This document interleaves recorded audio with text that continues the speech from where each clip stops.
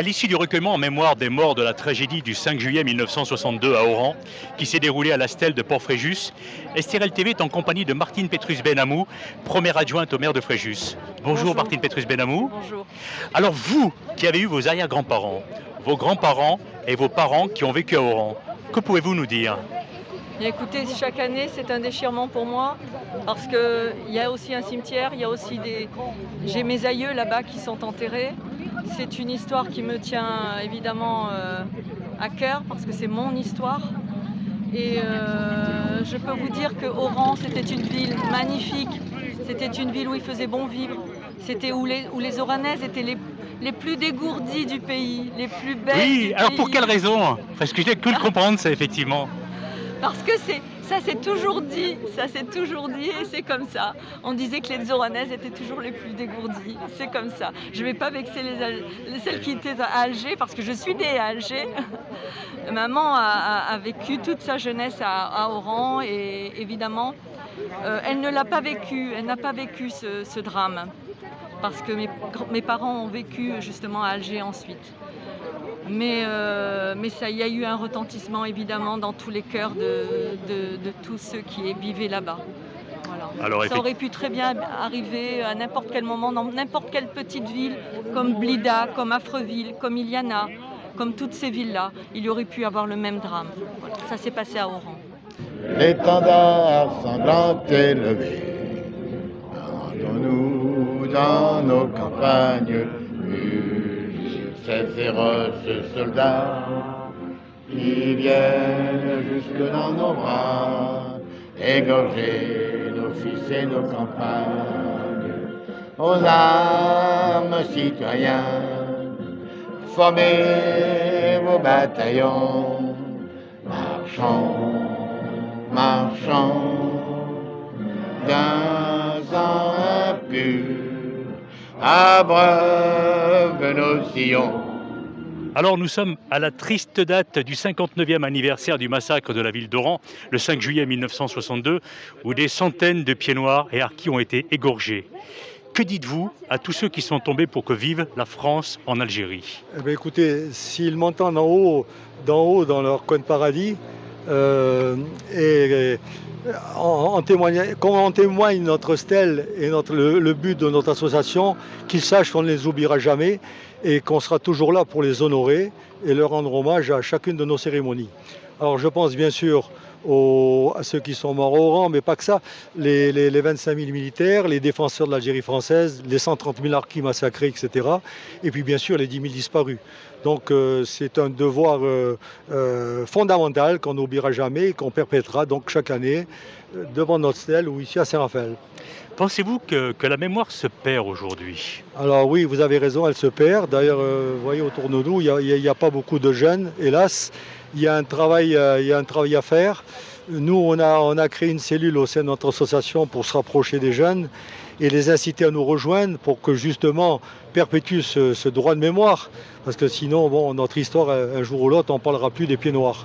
Donc ça, c'est une piste. Je remercie au passage le maire de Saint-Raphaël qui, lors des 2 dernières cérémonies, avait invité 2 écoles qui sont venues chanter le chant des partisans pour la première cérémonie et la Marseillaise pour la deuxième.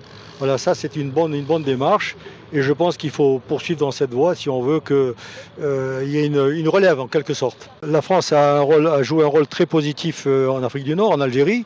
En 1830, comme vous l'avez dit, c'était un terrain défriché, il n'y avait que 100 000 hectares en friche. Et puis donc en 1962, il y en avait 13 millions. Alors tout ça, il faut ajouter tout ce que la France a fait avec nos aïeux, les ports, les facultés, les routes, les chemins de fer, etc., les aéroports. Donc si vous voulez, on a fait d'un désert un Eldorado, un véritable Eldorado où tout poussait, l'agriculture, enfin on avait tout. Et malheureusement, bon, aujourd'hui on voit que tout a été saccagé et naturellement ça me fait mal au cœur personnellement. Moi qui ai été donc natif et qui suis parti il y a 23 ans, le cœur meurtri. en étant déraciné, coupé de mes racines, si vous voulez. Donc c'est quelque chose que j'oublie pas. Quand j'entends le président de la République dire que la colonisation a été un crime contre l'humanité, c'est une honte. C'est une honte et il n'y a aucune repentance à faire. Repentance pourquoi?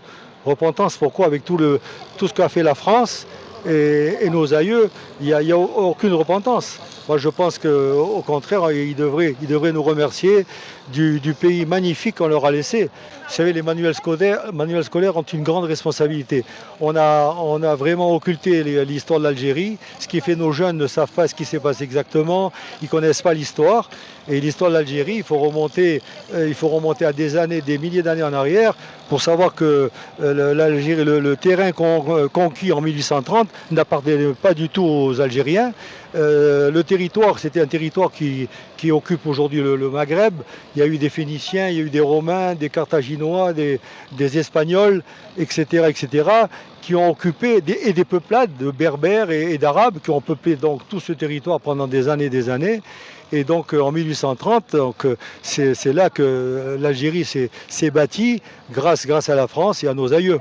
C'est une commémoration essentielle qui n'est pas encore donc au niveau national, mais que M. Masquelier donc a décidé de célébrer pour la première fois sur Saint-Raphaël, parce que c'est dans l'esprit, dans l'histoire de notre mémoire de rapatriés, entre parenthèses, d'Algérie. Il y a eu un très grand massacre ce jour-là. Et il faut en parler et il faut le transmettre. C'est une question très vaste, la mémoire. Parce qu'il y a plusieurs mémoires.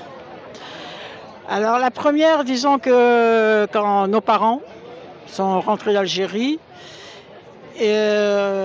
pour beaucoup avaient vécu les événements, les enfants. Les plus jeunes, comme moi par exemple, on l'a vécu aussi. Mais l'essentiel nous a été transmis par le fait donc, des réunions de famille, des rassemblements, des réunions, des commémorations qu'il y avait. Et puis on se retrouvait souvent. Beaucoup d'associations ont été créées. Donc il y avait des associations de quartiers, de villes, de villages. Et à ce moment-là, nous-mêmes, enfants, on a fait notre mémoire. On a appris beaucoup de choses. En plus de ce qu'on avait vécu, nous, enfants, avec un visage d'enfant, avec des yeux d'enfant. C'est traumatisé, mais par la suite, après, bien entendu, cette mémoire, elle se transmet parce que il y a eu, il y a encore des manifestations, mais seulement le problème c'est que la société fait que les familles sont éparpillées dans toute la France. Maintenant, on arrive à la 3e génération. Là, il y a mes enfants, là, j'ai présence sur cette cérémonie, j'ai mes petits-enfants. Eux, ils l'apprennent, ils voudraient bien l'apprendre dans les livres d'histoire. Mais ça ne s'apprend pas. Ça ne s'apprend pas. C'est-à-dire c'est un sujet toujours sensible, épineux. Mais je suis sûre que la mémoire, elle passe tout de même. Elle restera parce qu'on a des historiens, on a des écrits, on a des peintures, on a des photos, des archives qui commencent à sortir. Bien sûr, le mieux c'est d'avoir les archives d'Algérie aussi. Un jour, peut-être que nous les aurons en France. Alors d'autant plus que l'année prochaine, ce sera tristement le 60e anniversaire de cette tragédie. Est-ce que nous pouvons envisager un grand rassemblement dans l'agglomération à cette occasion ? Il y aura plusieurs, pendant toute l'année, monsieur le maire a souhaité que nous choisissons des dates. Déjà, on aura les dates déjà de commémoration de ce qui s'est passé en Algérie, connues déjà donc même des personnes qui ne sont pas donc français d'Algérie. Mais il y aura aussi des expositions, des conférences. Et puis on est en train de le mettre en place, il y aura certainement une journée consacrée, mais on le développe et on y travaille.